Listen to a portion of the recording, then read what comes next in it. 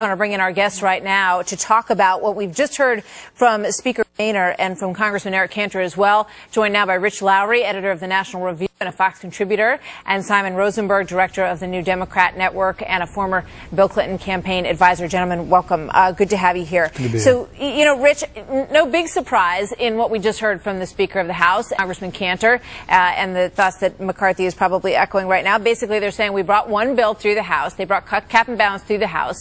They're saying Harry has a choice. He can take that on, which we all know is unlikely, or he can pass this current bill, which they've said isn't going to happen, or he can allow the country to default. Those are the three choices, as they see it, that the Senate is presented with right now. Yeah, Martha, I was struck by two things. One is the tone of certainty that this thing is going to pass. So leadership pretty clearly thinks over the last couple of days they've done the sales job and they're going to get the 217 they needed to get it through, which was no small thing. I mean, that was in doubt right at the beginning. The other thing is a very subtle rhetorical shift. You heard the word crisis a lot. You heard the word default. What they are doing now is taking the Democratic and Obama's rhetoric and jiu-jitsuing it and turning it against Harry Reid and saying, look, you said we're going to have a terrible situation on August 2nd. Well, you now need to act because this House has acted responsibly to put this behind us in a way that actually begins to deal with the debt. Next move to you. Yeah.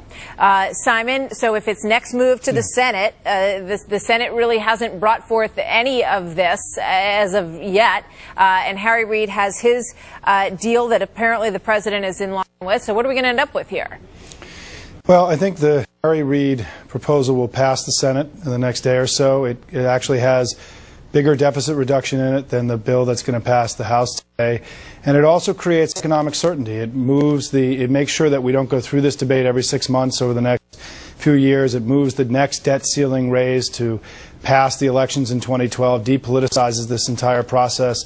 I think it's a smart bill, and I think where we'll be tomorrow afternoon is we'll have passed something through the House, something through the Senate, and let's hope that we can get a compromise between the two, by Tuesday of next week. But what I've been hearing is that it doesn't have the votes to pass. So if Reid tables the Boehner proposal after it presumably passes the House, and then his own proposal can't get through the Senate, then the heat is really on him and what he's going to do. And that's why I think he's going to buckle and move much closer to the Boehner plan. And frankly, if you look at the structure of these things and the dollars, once you take out of the equation all the fake cuts in the Reid bill, they're really not that different. So something should be worked out here, I would think. Yeah, but I think the big area of difference. Simon, something should be worked out here, and that the question is, will they add something to it? Will Reid create a new bill that will be called a Senate-generated bill, even if it is basically folding in a lot of the ideas that are incorporated in the Boehner deal? And then you kind of get to the ground where it's, okay, so who gets credit for saving the country or for saving life as we know it, as Nancy Pelosi said a little while ago?